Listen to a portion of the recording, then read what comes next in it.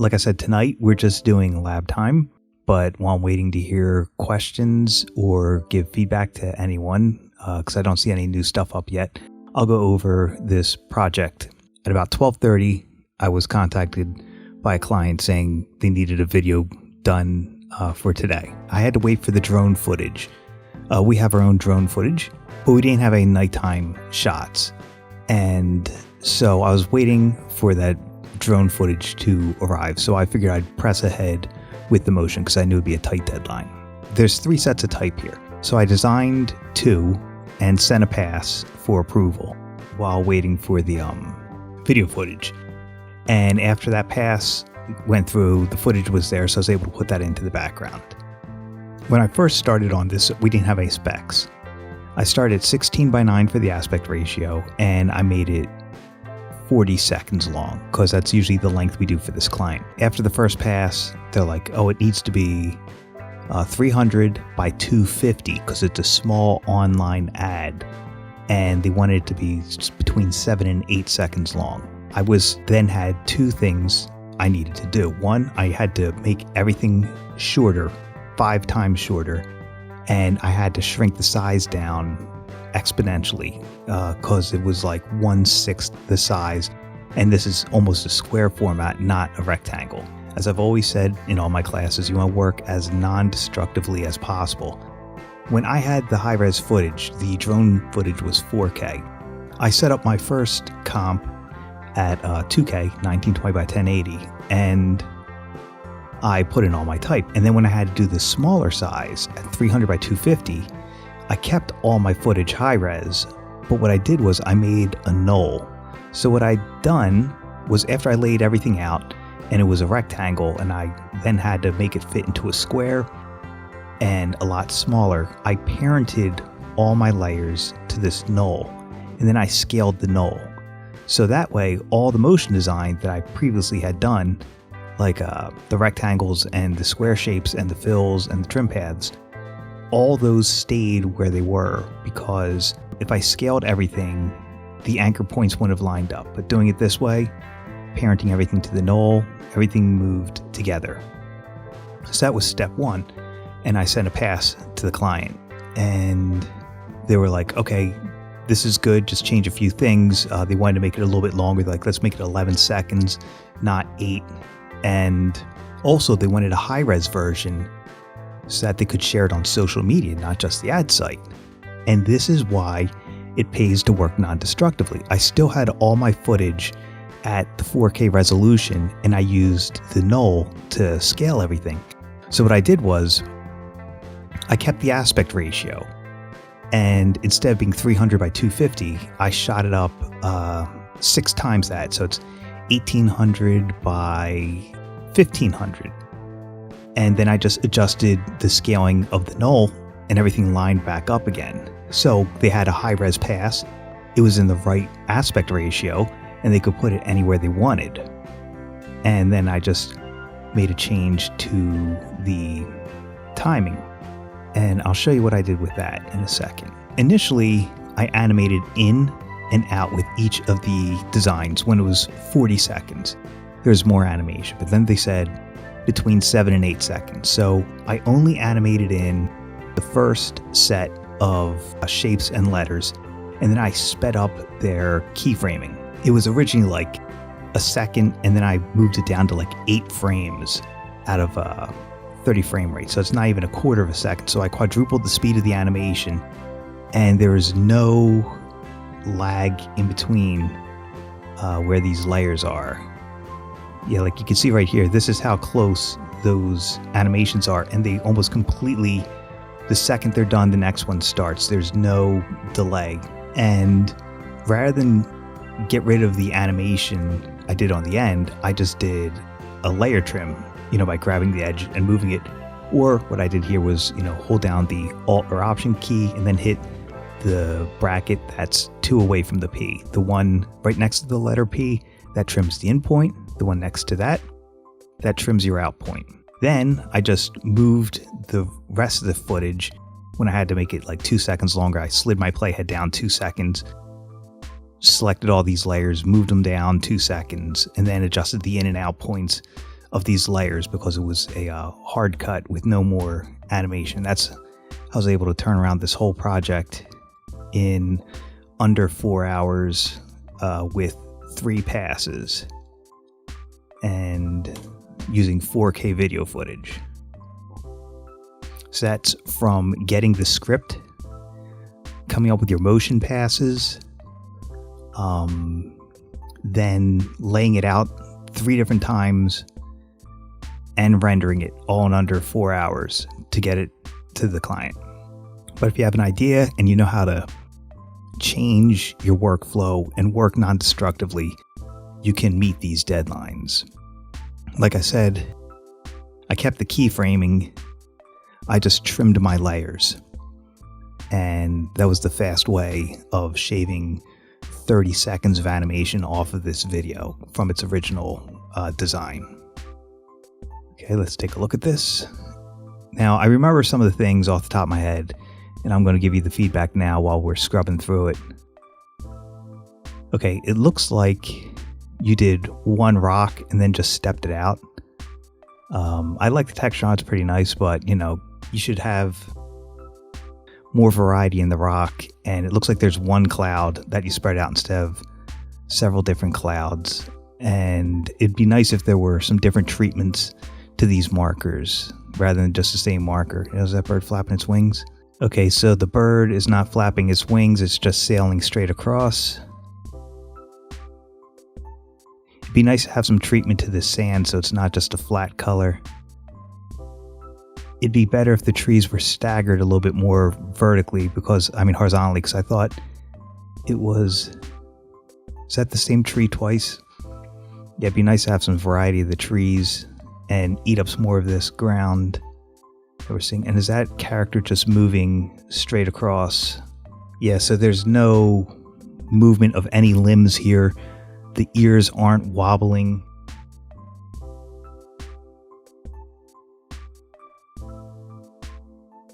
I like that you worked with your parallax and you spread things out in Z space, though. I'm glad you started experimenting with that. Like I said, so those little touches, like actually having this move, having some follow through animation with the ears, that's what will get your work noticed. The wings flapping, and maybe if it wasn't moving in a straight line across, more variation in the artwork that you see. All those things will definitely add some more interest to this. And, I know you duplicated the bird and just stepped it out, but it'd be good to have different birds going in different directions at different times, maybe even seeing more than one on the screen. Yeah, so like I said, try and seize those opportunities to make this more interesting. Maybe have the branches shake a little. Just lots of little things like dust clouds going across, tumbleweeds, because everything in here is literally standing still. Like every object, there's no displacement of the clouds. The birds aren't flapping their wings. The mouse isn't moving any limbs. Just pay a little more attention to the small details. But I'm glad you worked out parallax and you have that going, and the camera movement as well. So good job pushing that. Okay, so if those rabbits' legs were moving and I couldn't see them, that might be a tonal issue. Maybe the values of the legs or the feet on the ground don't have enough contrast. So if they were like more contrast, like one was a lot darker or something like that, or the movement was more pronounced, then maybe I would notice it. But as I said, when I was looking at that, I didn't see it moving.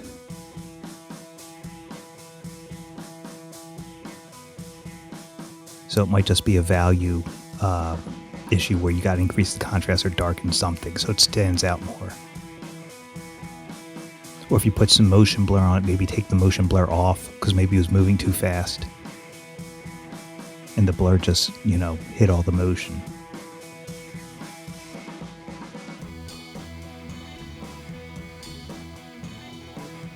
Okay, so if I don't hear from Tyler, I'm just going to critique this now and tell him to watch what I said.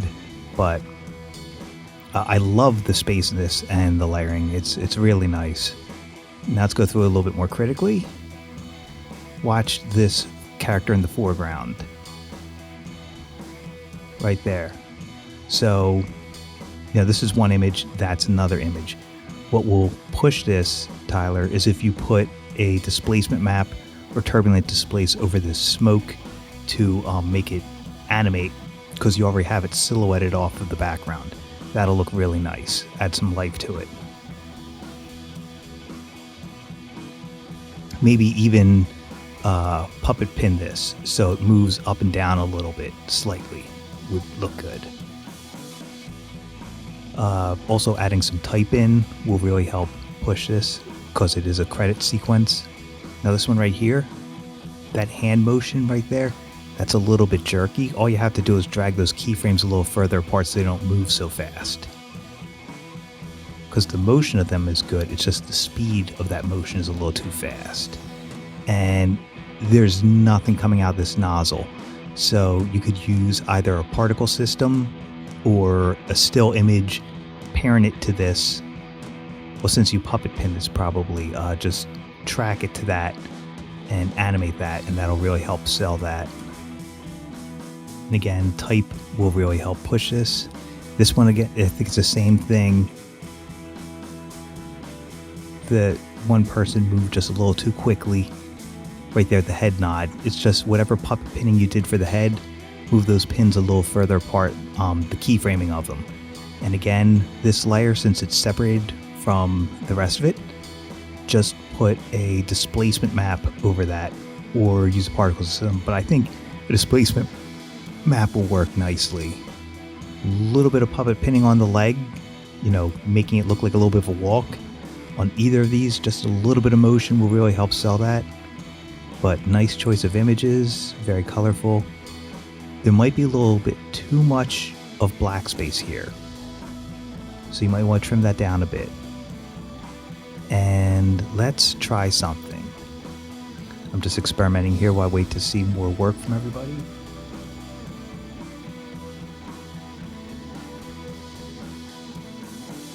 A few ways to make things round. You got lens. Let's try orb. We'll try polar coordinates, see how that does. Let's try bulge.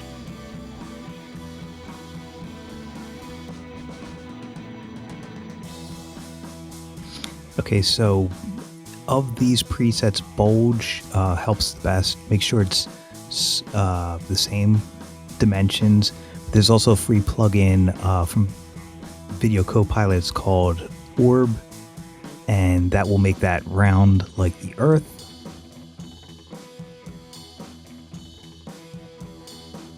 Dust cloud, that's pretty easy. I like the little fire flames there. Very nice. Good font choice. Might be a little thin, so just watch that. And also, I think it's title safe. Good. Everyone out there doing type, make sure it fits within the title safe. I'm going to do a recap on particle systems.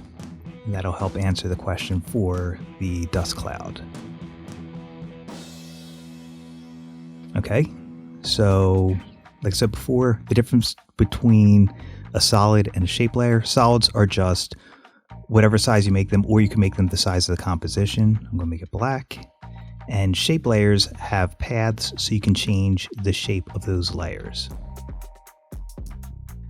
Solids are good for colors, effects, and blending modes. And shapes are obviously good for animating. I'm going to put Particle World on here. It's the 3D one. The other two are not 3D. Hit the space bar and you'll see your particles coming out. So remember, particles are born, they do something, then they die. So what these are doing, they're being born coming out of this producer, and they're falling down to the ground, and they die over a certain amount of time. So when you work with particles, the first step is always worry about the motion. This is not the motion of a cloud or a dust particle, I should say a dust cloud. So I will go to my physics. The physics engines are what drives most of the particle animations in After Effects. I'm going to try twirl. That's not bad. Let's try vortex. No, I'm going to stick with twirl. It's close enough. Or what's viscous doing? Nope, I'll stick with twirl. So there is my motion. And remember, resistance is your biggest help in lowering the strength of that particle engine.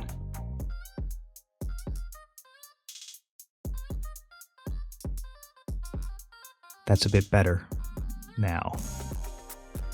So I changed the resistance. All right, now the direction is off.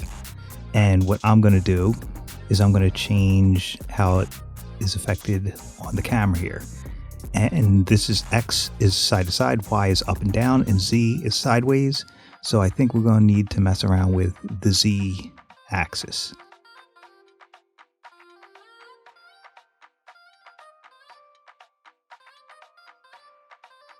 Yep, now it's going in the right direction. Good, so that was under Extras, Affect Camera. Now we're going to start worrying about how it looks, because we sort of have our motion right. And you can see this is not going very far across the screen. So the size of the particle system, that's all handled by the producer. And remember, we rotated this. Sorry, that's the position. Here's the radius right here. So X is now going up and down, like I said, because we rotated it. Y is the one we want.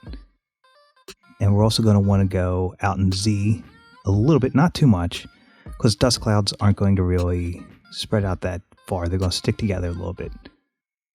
So you can sort of see the idea of what we've got going on here.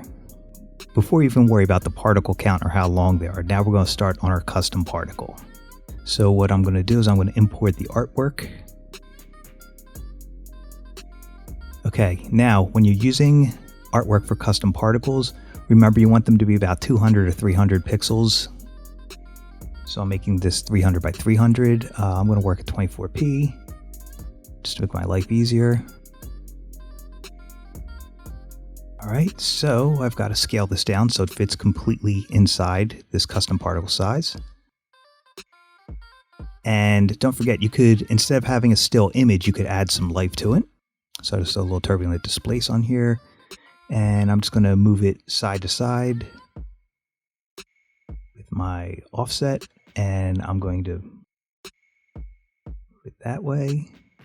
Let's see how fast that's moving. Not bad. Now let's animate the evolution. And remember, the first number is full rotations. The second number is a specific amount of degrees. Change the size a little bit, and the amount a little less.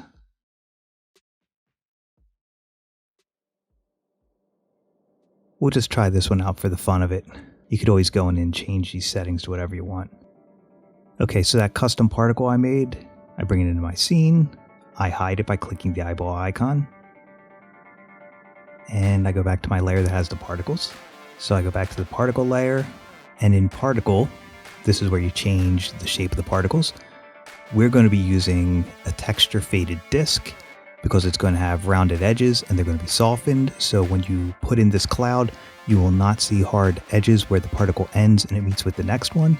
They'll blend together smoothly. That's texture faded disk from the particle type. And remember, color. If you want to use the color of the image that you used, you make both of these white. So you make both of those white to make it the color of the image you used. And we're going to have to change the size of this so we could see it a little bit better. We also have to twirl down texture because we got our texture faded disk. And what we're using for the texture, the cloud particle, now we see it. I forgot to do that one step. My apologies. And we'll just play it from birth.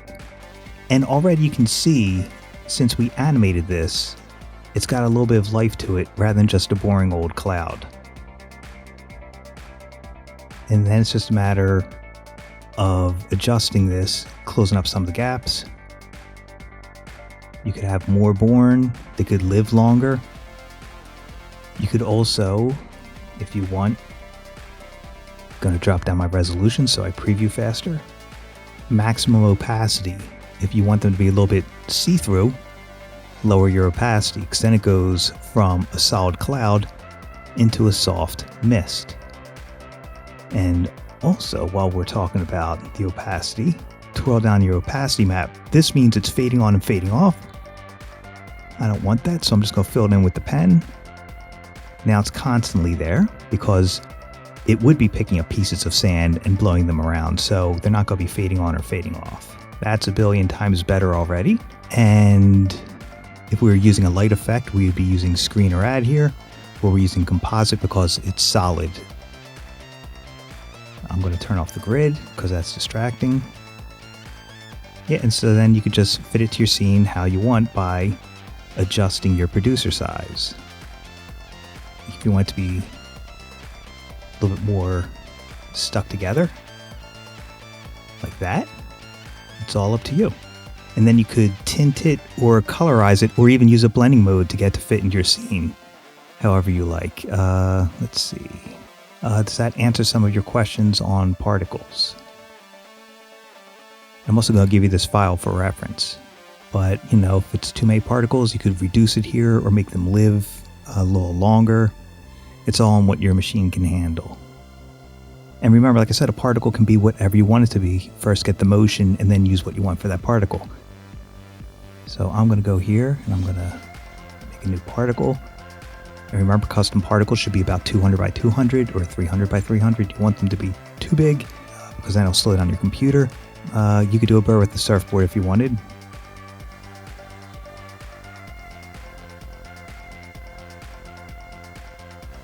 Just remember, whenever you make your custom particle, you have to put it in your scene, hide it, and then load it up using one of the textures.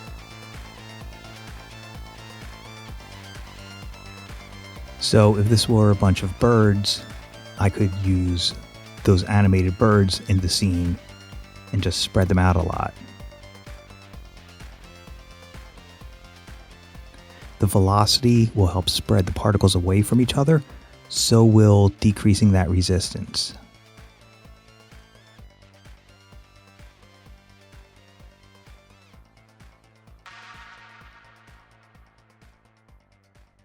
See what I mean?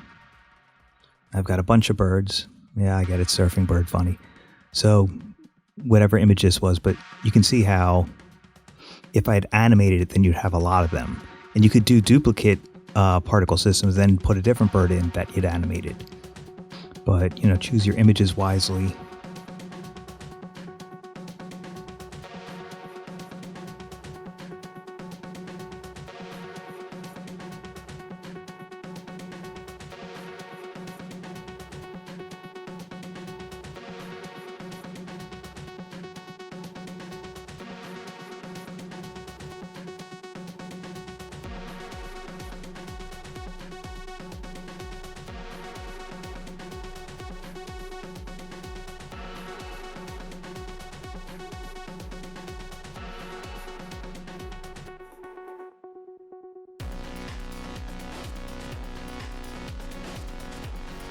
Again, like I said, watch that the particles don't fade on and off when you don't want them to.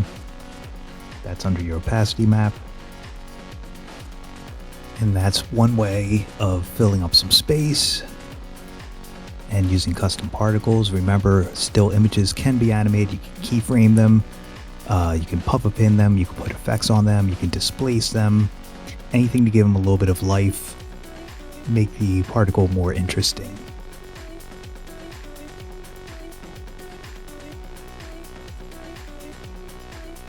And you see how the different particle systems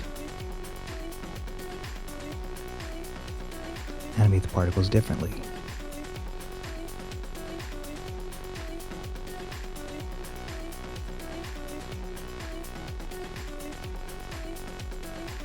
And lowering the resistance, push the particles further away. And I also increased the velocity so they spread out some more. Changing the Z depth. Now they take up a lot more space in that 3D environment. And they come closer and further from the camera now as well. And don't forget, if you're using green screen footage and you remove the green screen, you have to pre-compose that together with the green screen removed before you put it in your particle system, or else the green will reappear. And since there's no questions at the moment, I'm going to show you some custom type animation I did in here. So here's my type. In the text layer, I chose animate, all transform properties. And here's what I did. So I changed the position. It was up, and I also had the opacity change. And what drove this animation is the offset. So I'm actually going to recreate this. Okay, so here's our type where we want it to end up. I'm going to twirl down, choose all text, all transform properties. Now if I move this position, oops, not to the side. Let's make it more than one word.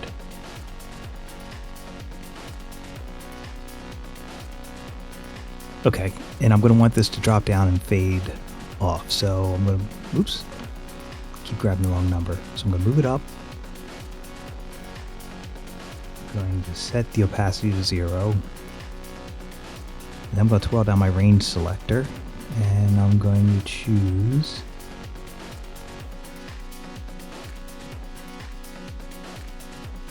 Advanced. And here you could, if I chose characters, each letter would drop down and fade on. I want words. And I'm going to do, let's try ramp down. And remember, offset is what's going to animate this. So the first word comes last, so let me try ramp up.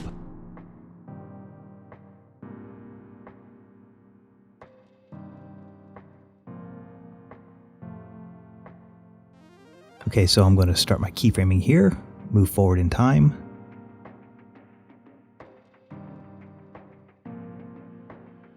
And what that did was it took into account the amount I moved it in here and the opacity, because it knew before I started it was at 100 opacity and it was here. So that's what that does. And so I came up with that look. And if I did it by character, that's what I would end up getting.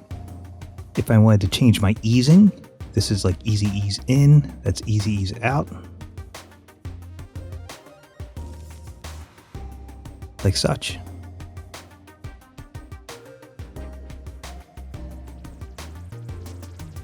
Now let's kick it up a notch. Say I need them to be completely invisible from below this line.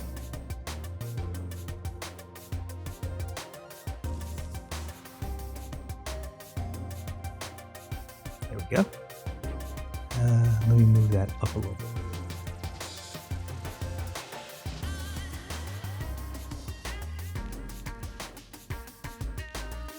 There we go. Perfect. So here's what we're going to do. I told you before, if I were to put a mask on this, the mask would move with it. Another thing you could do, what I did to save myself time, was I just used alpha mats. So with nothing selected, I drew a shape. And remember, a mask goes over your face, so I put the shape above the text. And on the text line below, these are my mats. So these are my switches. Click toggle switches and modes. Here's my mats. So here's what I'm using as my mat above, and on the line below, choose alpha mat. And now anything above that shape, is now invisible because the alpha mat is only covering this part. And all that was done with just 2 keyframes. It adjusted the position as well as the opacity, and I only keyframed the offset. That's one of the benefits of using a text animator. And let's go back to the beginning. I'm going to try and skew these. And they unskew over time because of how I set up the type at the beginning. Let me adjust the rotation at the beginning. Same thing, now they're going to skew and rotate. I could click randomize order.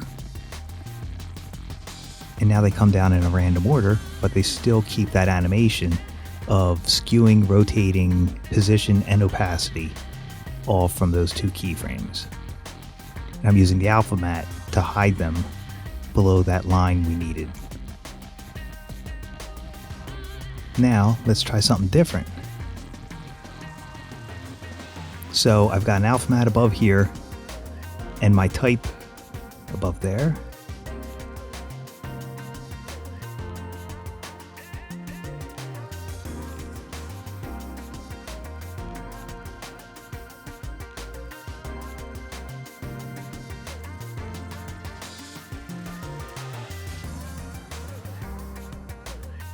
So I just threw a layer style over that, just for the fun of it.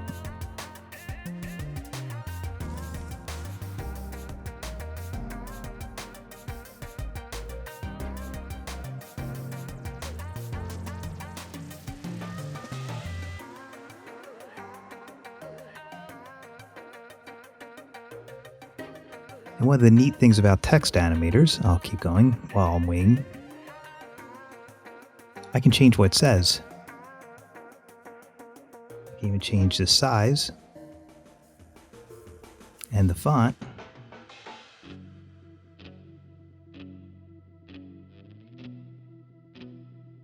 And it keeps all those properties and keyframes I've done.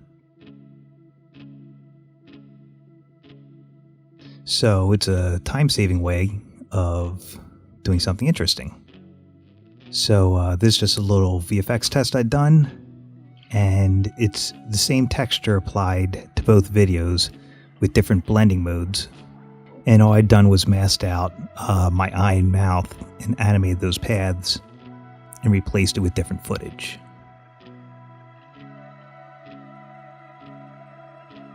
And the original one of that, when I first started messing around with this idea, when I'd masked out my eye, I put my teeth in my eye because I put my eye where my teeth were. And then I just scaled down my teeth a whole lot and scaled up the eye a whole lot. And I applied a subtle texture over the teeth. So it's just about trying out different ideas and keep pushing them.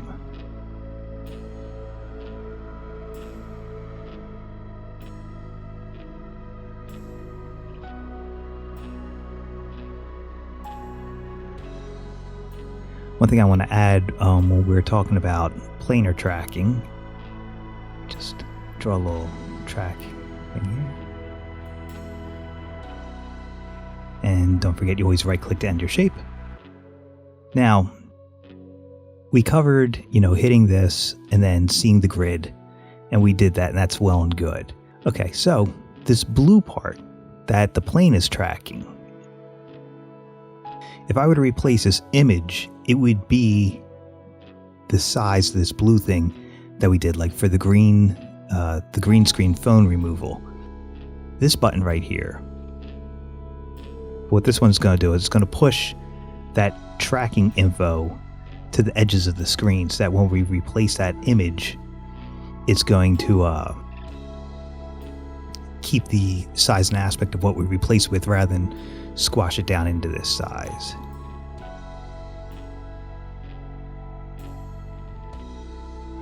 And it's just a matter of tracking forward and backward. And I forgot to do the perspective because I'm a silly person. But that would be tracking that, and then, like I said, we already pushed the track to the edges, so we don't have to worry about getting squashed in there once we replace it.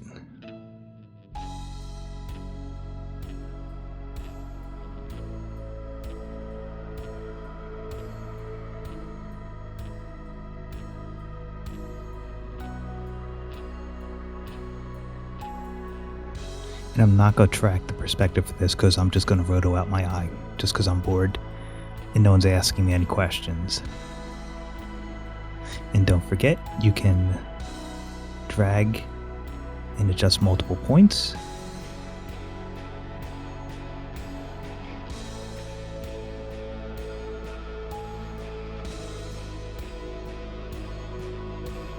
And doing it this way will help reduce jitter and unwanted motion because we're not going frame by frame.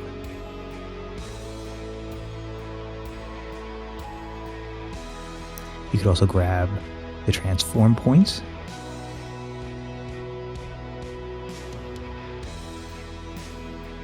Lots of ways of moving these spline handles.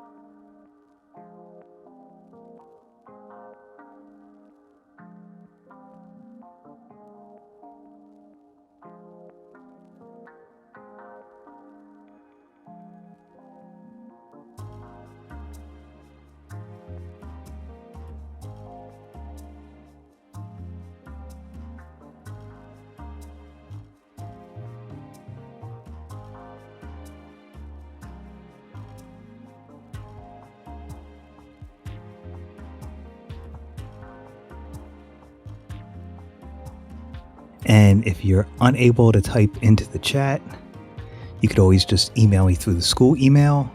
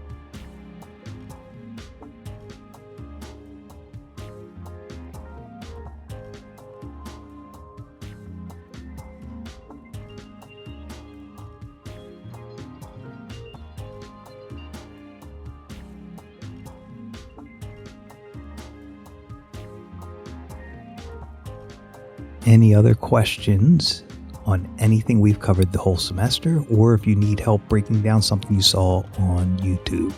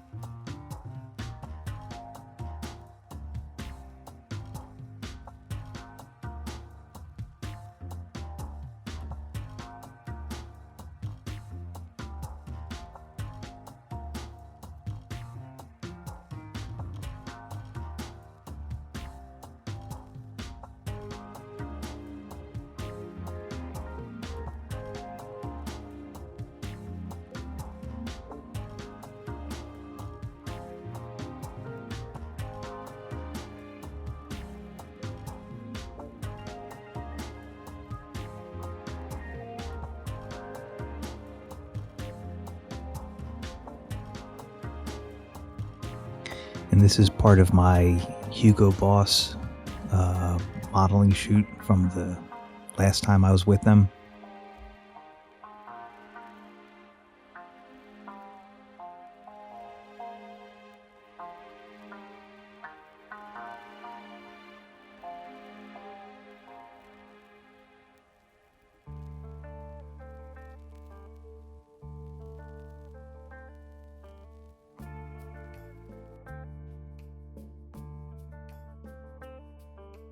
Thank you.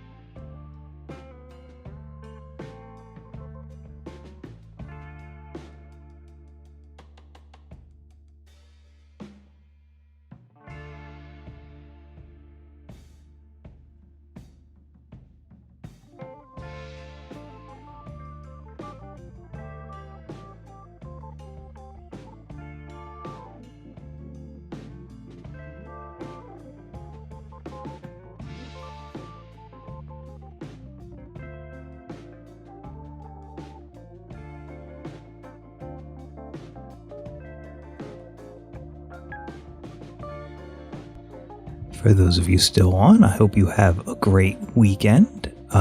Email me if you have any questions or concerns, or you need help with any parts of your projects. And I will see you Monday, 6 p.m., 6 to 8:30 Eastern Standard Time. And I will be going back to lecturing. This was the 1 week I gave you extra lab time. So we'll be picking up some new stuff next week. And I'll also be doing, the hour and a half of lab Monday and Wednesday.